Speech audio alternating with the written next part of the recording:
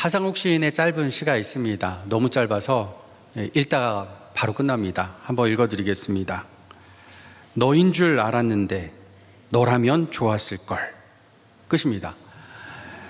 이 너가 누굴까요? 이 시의 제목이요, 금요일 같은 목요일입니다. 금요일인 줄 알았는데 금요일이면 좋았을걸. 목요일이라 속상하다 이거죠. 금요일을 기다리는 직장인의 마음 아닐까 생각이 되는데요. 이분의 시 중에 이제 월요일에 관한 시도 있어요. 월요일이 그러는 거죠. 왜 나만 가지고 그러냐고요. 주말에 자기들이 피곤하고 힘들게 놀아놓고는 월요병이다, 월요일날 아프다, 맨날 그런다고. 그런 시도 하나 있습니다. 직장인들이 그렇죠. 월요일만 되면 월요일부터 목요일까지 금요일 기다리느라고 살아갑니다. 기다림이란 게 그렇습니다. 우리가 오늘 대림절 둘째 주일이죠. 예수님의 나심을 기다리는 이 기간을 우리가 계속 보내고 있습니다. 기다림이란 게 그렇습니다. 사랑하는 사람을 기다리는 것은 설레이는 일이고, 또 기다리는 그 사람을 만나는 건 기쁨이 되는 거죠. 예수님은 우리가 사랑하는 분이고 우리가 기다리는 분입니다. 그래서 대림절은 우리에게 기쁨이 됩니다. 그리스도인의 기쁨은 성경에서 말하는 복의 다른 말입니다. 이 성경에서 복 있는 사람, 행복, 이런 말들은 기쁨과 바꿔서 말할 수 있는 이야기들이에요. 그런데요, 이 기쁨, 복은 성경에서 말하는 건 세상에서 말하는 행복하고는 다릅니다. 저는 여러분 모두가 세상에서 말하는 행복으로도 행복하기를 간절히 바랍니다. 저 또한 그렇게 행복한 목회를 지금처럼 계속 이어나가기를 간절히 소망합니다. 하지만요, 행복과 기쁨은 엄연히 다른 개념이에요. 저는 행복을 좋아합니다. 얼굴이 아플 정도로 웃는 것을 좋아해요. 그래서 가끔씩 그런 웃긴 예능을 찾아보기도 합니다. 웃을 수 있는 에너지를 가지는 것도 좋아합니다. 하지만 행복은 깨지기가 쉬워요. 깨지기 쉬운 물건을 택배 상자에 넣어 놓으면 그 택배 상자에 뭐가 붙죠? 스티커, 빨간 스티커가 하나 붙어요. 그 스티커에는 크게 글씨가 써져 있죠. 취급주의, 파손주의, 둘 중에 하나가 적혀 있어요. 내 앞에 차가 조금만 느리게 가도 행복에 금이 가버립니다. 내 아이가 작은 사고라도 치고 오면 행복이 와장창 파손됩니다. 아내가 남편에게 그럴 때 있죠. 이번에 말하면 101번째야. 근데 꼭 그 남편은 101번째 그 일을 또 해요. 101번을 꼭 해요. 그러면 그 순간 행복은 바사삭 다 깨지고 맙니다. 어느 목사님이 그러더라고요. 새벽에 일어나자마자 습관처럼 기도를 했대요. 주님, 오늘도 저에게 온유한 마음을 주옵소서. 그리고 새벽기도 가려고 차를 몰고 나가는데 아파트 앞 작은 도로에서 갑자기 택시가 그 새벽에 유턴을 하더라는 겁니다. 그러더니 목사님 차가 나가야 될 아파트 주차장 차단기 앞을 딱 가로막아 버린 거예요. 나가질 못하고 새벽 기도의 시간은 다가오고 마음은 초조해지죠. 새벽이라서 이게 빵빵거릴 수도 없고 속으로만 부글부글, 입술로는 말은 못하는데 중얼중얼하고 있어요. 그런데 누가 옆에서 슬슬 지나가고 있더래요. 아마 이 사람이 이제 택시를 부른 거죠. 슬슬 천천히 오더니 기다리던 택시 트렁크를 열더니 가져오던 이 짐을 천천히 그것도 트렁크에 넣어서 아마 어디 여행 가는 거 아닌가 싶은 것 같아요. 그러더니 또 천천히 택시 문을 열고 들어가서 택시가 출발하더랍니다. 너무 답답한 거죠. 얼마나 짜증이 나든지 목사님이 속으로 그랬대요. 주님, 좀 전에 한 기도 취소해도 될까요? 정말 취소하고 싶었대요. 어느 목사님일까요? 이렇게 자세하게 아는 건 저밖에 없겠죠. 저예요. 그 새벽에 제 마음에 파손주의 스티커를 몇 장이나 붙였는지 모릅니다. 가서 설교해야 되는데. 그럴 때가 있어요. 성경적인 기쁨에는 그런 취급주의, 파손주의 스티커가 붙을까요? 아닙니다. 세상 최악의 영적인 지진이 일어난다 할지라도 성경에서 말하는 기쁨, 주님이 주시는 기쁨은 깨지지도 부서지지도 않습니다. 사도행전 5장에 보면 제자들이 복음을 전하다가 끌려가서 모진 매를 맞습니다. 그런데 41절에 뭐라고 나오냐면요. 우리 자막 보면서 같이 한번 읽어볼게요. 사도들은 그 이름을 위하여 능욕받는 일에 합당한 자로 여기심을 기뻐하면서 공회 앞을 떠나니라. 아멘. 채찍에 맞아서 등가죽이 벗겨지는데 행복할까요? 절대 아니죠. 이런 거 매 맞고서 행복한 건 그럼 빨리 정신과 치료 받아야 돼요. 사도들은 행복하지 않았어요. 하지만 기뻐했습니다. 행복은 깨졌지만 기쁨은 온전했어요. 예수님의 팔복 중에 마지막 복도 그랬죠. 우리 마태복음 5장 11절 12절 말씀 자막 보면서 한번 또 같이 읽어보겠습니다.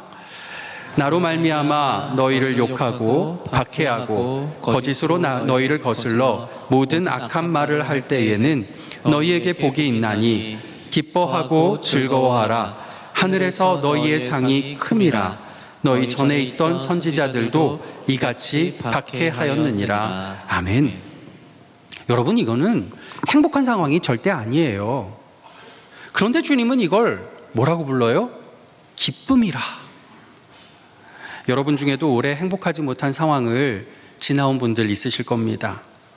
부모님을 잃고 배우자를 잃고 또 혹은 자녀를 잃고 직장을 잃고 가족관계를 잃고 건강을 잃은 분들 있으실 겁니다.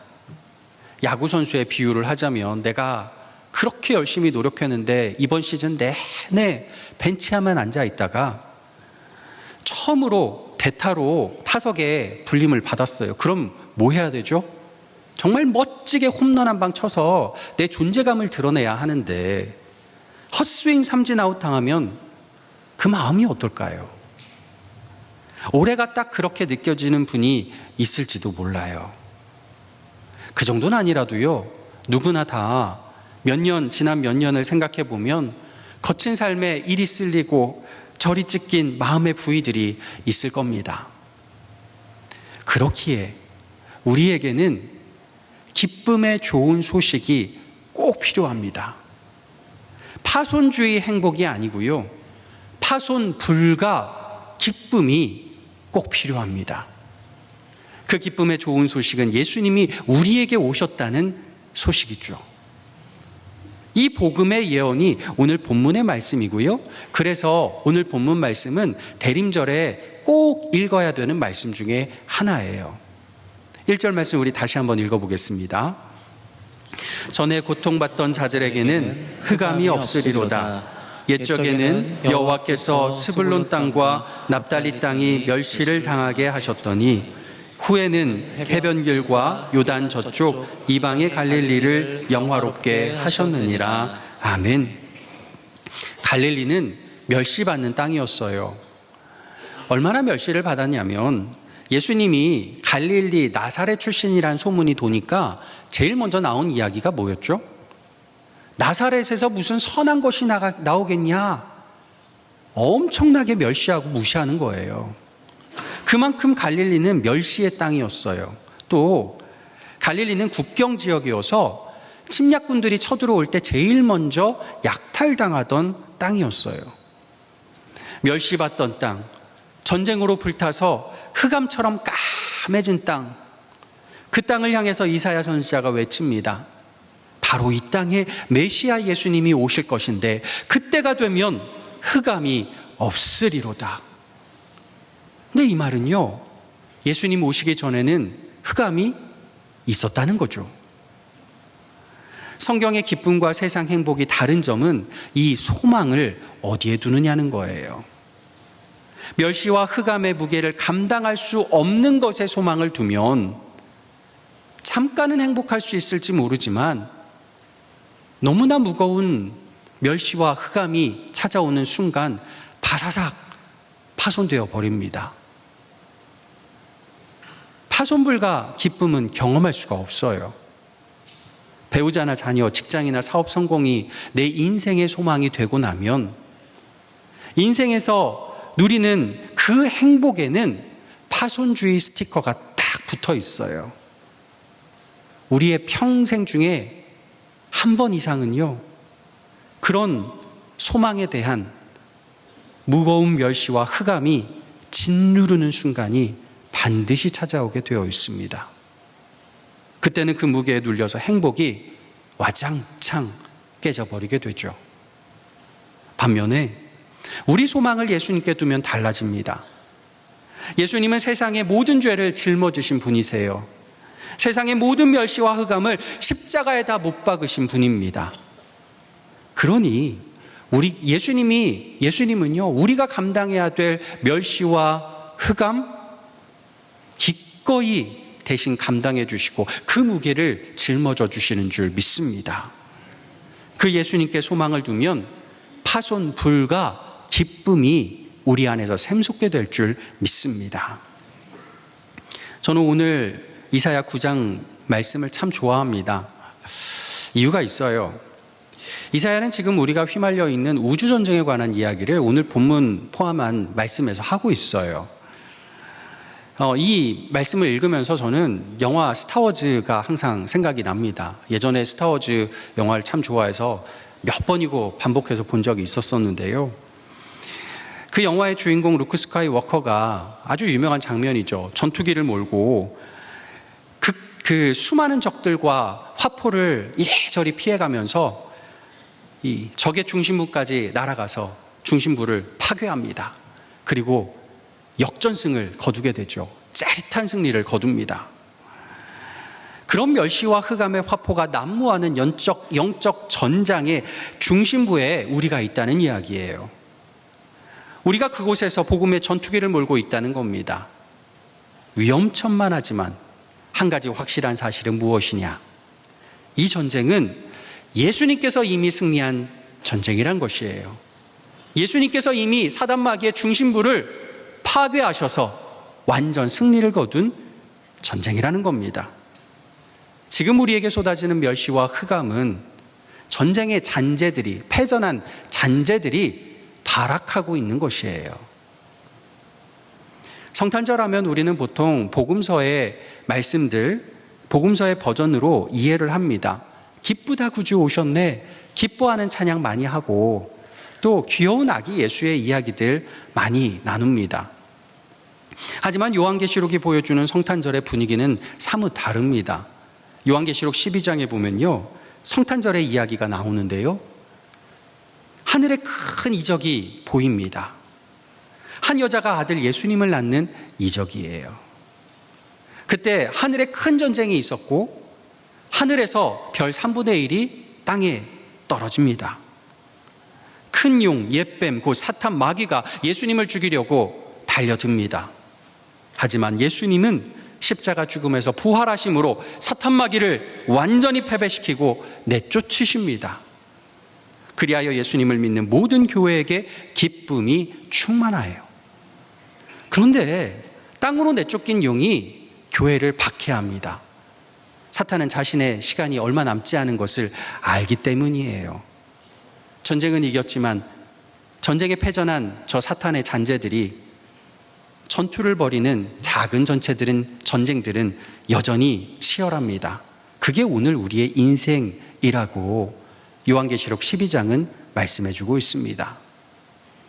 우리는 성탄절 새벽에 고요한 밤, 거룩한 밤, 아까 찬양대가 불렀던 것 같은 그런 고요한 밤을 부르고 있지만 사실은 실제로 일어나고 있었던 일은 죄와 죽음의 영원한 패배를 일으키는 전쟁이었고 우주에서 하나님의 이름을 대적하는 정사와 권세들이 무너지는 놀라운 사건이었습니다. 이것을 이해한다면 우리가 어디에 소망을 두어야 할지 명확하게 알게 돼요. 우리는 승리자의 편에 서야 되겠죠. 예수님 편에 설 때 우리가 승리했습니다 외치며 기뻐하게 될 줄 믿습니다. 2절 말씀 우리 같이 또 한번 읽어보겠습니다. 2절입니다. 흑암에 행하던 백성이 큰 빛을 보고 사망의 그늘진 땅에 거주하던 자에게 빛이 비치도다. 아멘. 목회사역의 특권 중 하나가 바로 이 말씀이에요. 이런 일들을 종종 목회자들은 일렬에서 가장 가까이에서 관람을 하는 그런 특권을 갖게 됩니다. 정말 어떤 분들 보면은 이런 일을 겪어보지 못한 분에게서라면 나 이런 거 진짜 못 견딜 거야. 이게 그냥 툭 튀어나올 만한 그런 너무너무 힘든 상황과 너무너무 힘든 길을 걸어가는 분들이 있습니다. 오늘 2절 말씀처럼 흑암과 사망의 그늘진 땅을 걸어가는 분들이 계세요. 그런데 그 땅을 건너가면서 믿음으로 견뎌내며 기뻐하는 이들을 보게 됩니다. 너무 큰 도전이 되고 너무 큰 감동이 되죠. 그분들은 행복해서 웃는 게 아닙니다. 때로는 기쁨이란 게요, 베개에 얼굴을 묻고 펑펑 우는 모습일 수 있어요. 때로는 기쁨이 미친 듯이 하나님께 기도하는 모습일 수 있습니다. 때로는 기쁨이 오늘 새벽 일어날 힘조차 없는데 그래도 다시 한번 살아보겠다고 침대에서 몸을 일으키는 모습일 수도 있습니다. 그래서 기쁨은 행복과 달라요. 더 깊고 더 두껍고 더 강합니다. 제가 아는 전도사님은 20대 때 남편이 사회에서 정말 잘 나가던 분이었는데 그 남편이 갑작스럽게 교통사고로 별세 하나님께서 불러가셨어요. 2살 배기 아들을 홀로 키우게 되셨죠. 갑작스럽게 그 가계 경제도 힘들어졌죠. 장례식이 끝나고 그 다음 날 그분이 교회 새벽 기도에 나오셨어요. 주변에 다른 성도님들이 말리는 거예요. 아니, 지금 장례식 끝나고 왜 나왔냐고. 집에서 쉬어야지, 좀 쉬어야지. 그랬는데 이분이 그래요. 제가 지금 집에 혼자 있으면 무너질 것 같아요. 하나님 앞에 나와야 살 수 있어요. 기도할 때마다 펑펑 울어요. 울면서도 주님은 선하십니다 고백합니다. 행복하지 않았죠. 하지만 깊은 기쁨이 있었어요. 나중에 신학교 가시고 전도사님이 되셨죠. 지금 30년이 지난 지금 아들도 멋진 청년이 되어 있습니다. 이 전도사님은요, 장례식장에 가면 정말 빛을 발해요. 남편 잃고 장례 치르는 여자 집사님, 권사님들이 있으시죠. 그런 경우에 어떤 분들은 정말 위로가 어려운 분들이 있어요. 누가 와도 목사님이든 전도사님이든 장로님이든 권사님이든 누가 와도 위로가 안 되고 오열하는 분들이 있어요. 너무 이제 상황이 어려워서. 그럴 때 이 전도사님이 그 장례식장에 그분 옆에 앉아 있는 것만으로도, 그냥 그 존재만으로도 위로가 되더라고요. 정말 깊은 어둠을 사라지게 하는 빛과 같은 그런 모습이었습니다. 우리가 기뻐할 수 있는 이유는 모든 일이 다 잘 돼서가 아닙니다. 결혼 생활이 최고거나 아이들에게 아무 문제가 없거나 돈이 많아서가 아니에요. 우리가 기뻐할 수 있는 이유는 비록 무화과 나무가 무성하지 못하며 포도나무에 포도가 없으며 감람나무에 소출이 없으며 밭에 먹을 것이 없으며 우리의 양이 없으며 외양간에 소가 없을지라도 나는 여호와로 인하여 기뻐하리로다. 예수님이 우리를 구원하러 오셨고 예수님이 우리에게 완전 승리, 최후 승리를 주시기 때문에 우리는 기뻐할 수 있는 줄 믿습니다. 이 승리의 주님이 우리에게 주시는 기쁨이 3절에 나와요. 우리 3절 말씀 같이 읽어보겠습니다. 주께서 이 나라를 창성하게 하시며 그 즐거움을 더하게 하셨으므로 추수하는 즐거움과 탈취물을 나눌 때의 즐거움같이 그들이 주 앞에서 즐거워하오니 아멘. 2가지의 즐거움이 나오죠. 첫째는요, 창성한 추수의 기쁨입니다. 추수하는데 풍성하게 추수한다는 거예요. 하나님이 아브라함에게 주신 복이 그거죠. 내 자손을 하늘의 별과 같이 땅의 모래와 같이 많게 하리라. 말씀 그대로 아브라함 한 사람이었을 뿐인데 지금 전 세계 26억 명의 그리스도인들이 있습니다. 올해도 우리 교회의 새가족이 많이 늘어났죠. 너무 감사합니다. 오늘도 복음 전하는 자들에게 하나님은 복음의 열매를 풍성하게 추수하는 창성의 은혜를 주시는 줄 믿습니다. 둘째는 탈취물을 나누는 기쁨이라고 해요. 탈취물을 나눈다는 말은요, 이미 전쟁에서 승리했다는 이야기예요. 영적 전쟁에서 이김으로써 세상과 사탄에게 빼앗겼던 영혼, 절대로 빼앗기면 안 되는 그 영혼 빼앗겼는데 다시 그 영혼 탈취하여 오는 기쁨을 주신다는 거예요. 미국에 있을 때 한 집사님이 계셨습니다. 그분은 예수 안 믿는 폭력 아버지 밑에서 자랐어요. 그게 참 어려운 게 그 폭력 가정에서 자라고 나니까 똑같이 되물림을 하는 거예요, 폭력을. 그러면서 패배자로 살게 되었습니다. 하지만 하나님이 주변 사람들의 전도를 통해서 그분의 영혼을 사탄 마귀의 손아귀에서 탈취해 내셨어요. 하나님은 집사님을 경건한 남편이자 내 아들들의 믿음의 아버지로 바꿔주셨어요. 주일이 되면요, 아침에 예배 드리고 나서 미국 교회는 오후에 예배 없잖아요. 그리고 주변에 조금만 가도 주변에 숲들이 많으니까 이 4명의 아이들하고 같이 주일 오후가 되면 근처 숲으로 캠핑을 오후에 갑니다. 거기 가서 아이들하고 이렇게 모여서 아들들의 일주일간 지냈던 삶을 이렇게 이야기를 나눠요. 그러면서 얘기해주고 기도를 해주는 거죠. 뭐 이런 이야기가 있었어요. 한 주간 너에게서 공격성과 부드러움을 함께 내가 봤어. 세상은 둘 중에 하나를 너에게서 빼앗으려 할 거야. 하지만 빼앗기지 말아라. 하나님이 너에게 주신 것이야. 네가 그 둘을 잘 관리만 한다면 그게 하나님께서 너에게 주신 기쁨이 될 거야. 어쩌면 이 아버지가 그 안에 공격성과 부드러움을 같이 갖고 있다가 공격성 때문에 폭력을 행하던 그런 인생을 경험해봤기 때문에 이런 말이 나올 수 있지 않았을까 싶어요. 그게 잘 관리가 된다면 열정적으로 하나님을 섬길 수 있는 그런 귀한 선물이 기쁨이 될 수 있는 거죠. 그러면서 아이들을 위해서 함께 손잡고 기도해주는 그런 믿음의 아버지가 되었습니다. 너무 멋진 아버지였어요. 하나님의 탈취물이 된 이 집사님은 그 승리의 기쁨을 4명의 아들들에게 그대로 전수해 주었어요. 1명분의 기쁨이 4명분의 복이 되었으니 이게 창성의 복 아니겠습니까? 이처럼 예수님이 오셔서 우리가 기쁜 것은 우리가 행복해서가 아니라 하나님이, 우리 예수님이 우리에게 승리를 주셨고 그 승리가 우리의 것이 되었기 때문인 줄 믿습니다. 그래서 우리는 성탄절을 기다리면서 기쁘다 구주 오셨네를 노래하는 거예요. 첫 성탄절에 예수님은 아기이셨지만 그때도 지금도 영원토록 그 만왕의 왕이시요 만주의 주이시며 멸시와 흑암을 정복하시고 최후 승리를 우리에게 허락하시는 큰 용사이신 줄 믿습니다.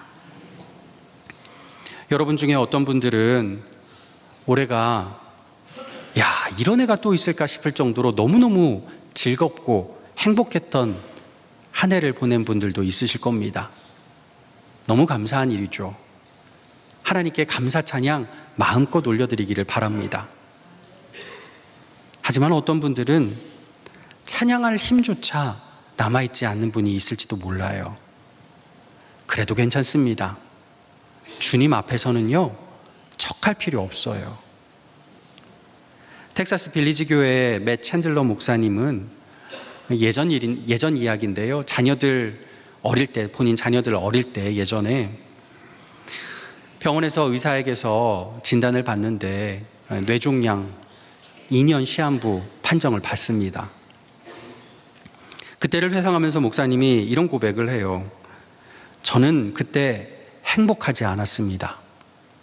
하지만 척하지도 않았어요.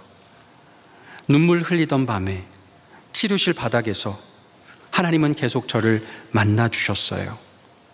깊은 절망 가운데서 저를 건져주시고 치료해 주셨습니다. 척할 필요 없습니다. 시편 51편은 말씀해요. 상하고 통회하는 마음을 주께서 멸시하지 아니하시리이다.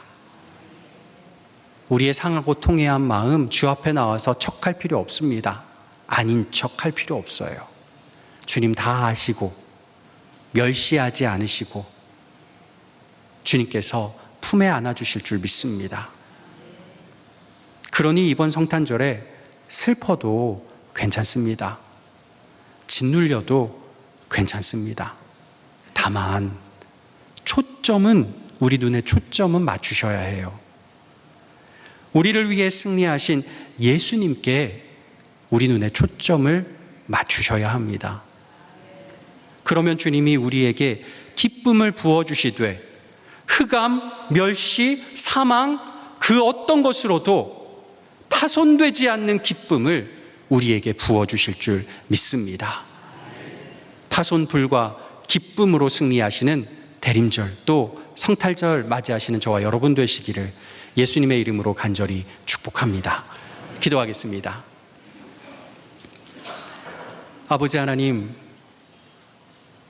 멸시와 흑암과 사망 가운데서 우리에게 찾아오셔서 승리케 하시는 그 주님을 바라봅니다. 그 주님 안에서 기뻐하며 즐거워하게 하시고 세상 그 어떤 것으로도 파괴하지 못하는, 파괴되지 않는 주님 주시는 온전한 기쁨으로 기뻐하게 하여 주시옵소서. 예수 그리스도의 이름으로 기도하옵나이다. 아멘.